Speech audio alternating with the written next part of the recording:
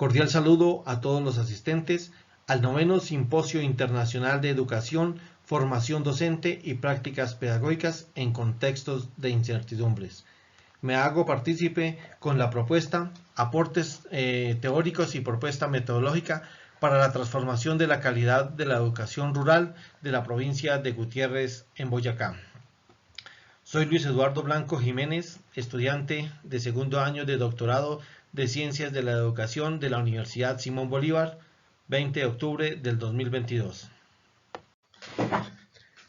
La educación es una estrategia de garantía de derechos, inclusive en términos de Turbay y de la UNICEF en el 2020, es catalogada como la más grande revolución educativa al hacer referencia a la garantía de la educación para campesinos, indígenas, afros, negros, en sí de toda la población, y en especial atención para aquellas en condiciones de vulnerabilidad. Sin embargo, a pesar de que en la Declaración Universal de los Derechos Humanos en el año 1948, artículo 26, se establece la obligatoriedad de la educación elemental para todos. En el caso de la educación rural, está condicionada por la pobreza, el conflicto armado, la ubicación geográfica, entre otros factores que la colocan en una posición vulnerable y discriminatoria por parte de esta población, la cual no está ajena o se encuentra ajena a la educación rural.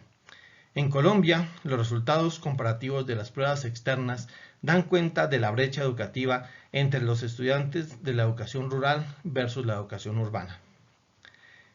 Esto pone en consideración que no solo se requiere asegurar el acceso al sistema educativo, sino también su permanencia. Con lo vivido con el COVID-19, según la OEA y la CIDH en el 2020, se demostró que recibir clase no es equivalente a aprender. Por otra parte, para Colombia, el 45.7% de la población es rural y de las sedes educativas rurales ocupan el 67%, de acuerdo con lo reportado por el DANE en el 2021. Luego es necesario ahondar en la caracterización y comprensión de la educación rural.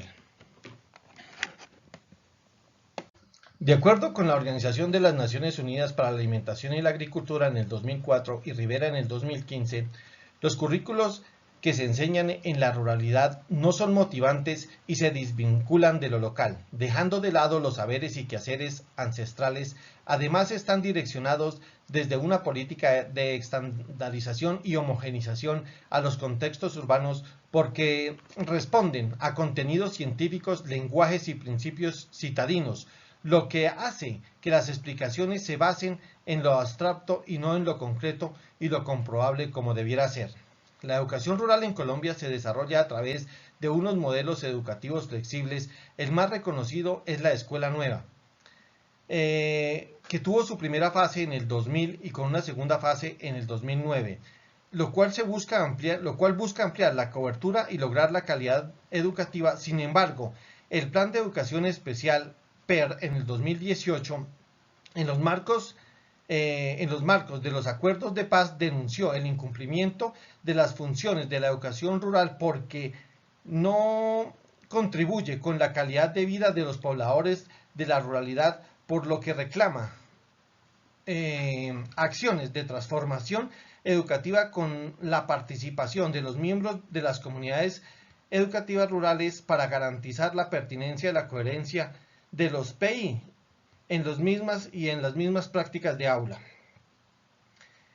Así con esto podemos retomar lo expuesto por Jimeno Sacristán sobre las necesidades de una escuela con contenidos culturales. Con lo expuesto hasta el momento se requiere dar respuesta al siguiente interrogante: ¿de qué manera se transforman las prácticas pedagógicas para el mejoramiento de la calidad educativa rural desde las representaciones sociales de los docentes en las instituciones educativas de la provincia de Gutiérrez en Boyacá? En el estado de la cuestión se encuentran investigaciones educativas como la de Bustos Jiménez en el 2008, que enfatiza en la figura del docente del aula multigrado, sus esquemas de razonamiento que se reflejan en la acción pedagógica en el aula y concluye que a medida que amplía su experiencia va ampliando su práctica pedagógica en el aula multigrado.